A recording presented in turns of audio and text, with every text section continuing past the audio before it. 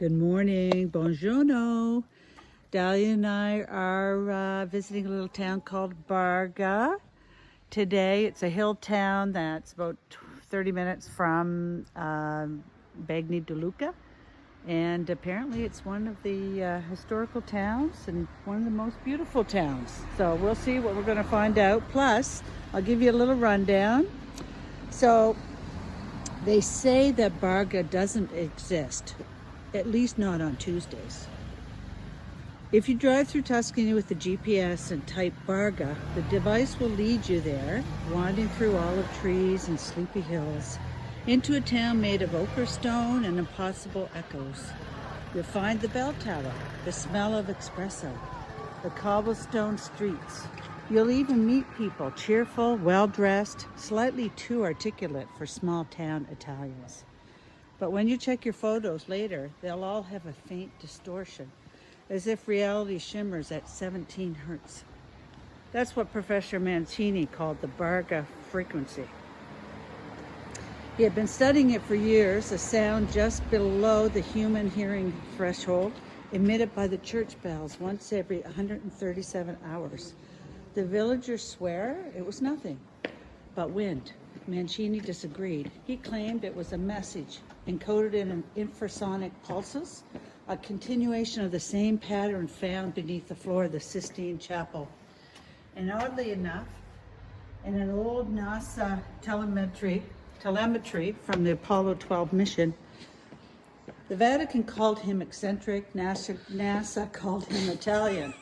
Both quietly filled his letters under classified. The story goes that the town of Barga is part of a centuries-old project, an acoustic experiment initiated by the Medici family. They wanted to build a city that could hide in plain sight, cloaked not by walls or fog, but by resonance, a harmonic trick that bends human perception itself. That's why certain visitors never find the same cafe twice. That's why pigeons there don't coo, but hum in F sharp. That's why everyone you meet insists they're from somewhere else. Then there's the matter of the British barbershop. Yes, a barbershop. On Via del Pretorio, behind a door painted the exact color of mistrust, there's a small shop with a sign that reads, Hair and History. The owner, Mr. Callahan, claims to have been cutting hair in Barga since 1969, a year which he says never properly ended. He hums Beatles songs backwards, serves you Chianti in a teacup, and if you stay too long, he'll whisper. They tune the town at night, you know. When asked who they are, he just smiles and adds, well, the ones who keep it stable.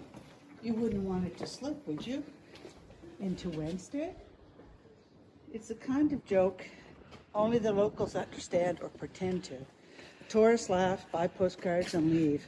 But the few who stay long enough begin to notice things. The clock that all stops at 3:33, the cats that vanish into walls, the old woman who sells lemon shapes like yours. Last spring, a group of graduate students from Oxford tried to debunk the myth. They set up sound equipment, drones, and spectral analyzers across the piazza. Everything was normal until the bells rang. The frequency hit, their laptops glitched, their data turned into Gregorian chants. When they came to, their notebooks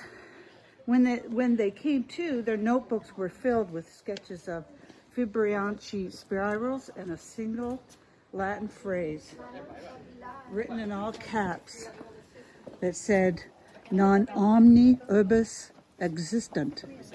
Not all cities exist. Barga is still there, of course, and we're here. We're here having a tour today. You can visit it if you like. You can have wine on the terrace, hear the bells, take a picture with the locals. Just remember, if you wake up and your phone says it's Tuesday again, it's best not to question it. They're only trying to keep the frequency stable.